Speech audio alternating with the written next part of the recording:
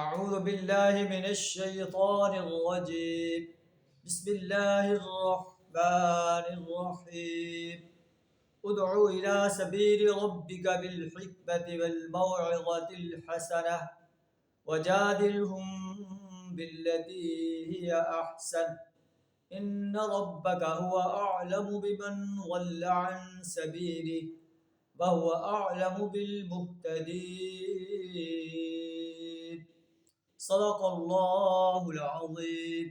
سورہ النحل آیت نمبر 125 آپ کے سامنے تلاوت کی ہے، جس کا ترجمہ کچھ اس طرح ہے: اے نبی صلی اللہ علیہ وسلم، اپنے رب کے راستے کی طرف دعوت دو، بالحکمت والموعظۃ الحسنہ، حکمت اور حسین نصیحت کے ساتھ، وجادلہم باللتی ہی احسن، اور اس انداز سے ان سے مباحثہ کرو جو حسین ہو، احسن انداز سے مباحثہ کرو، گفتگو کرو۔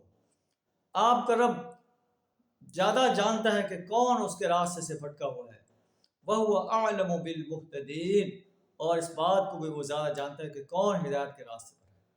اللہ سے دعا کرتا اللہ تعالیٰ ہمیں اپنے اس فرمان پر عمل کرنے کی توفیق عطا فرمائے، حکمت اور عمدہ نصیحت کے ساتھ اسلام کی دعوت دینے کی توفیق عطا فرمائے۔ وآخر دعوانا الحمد للہ رب العالمین۔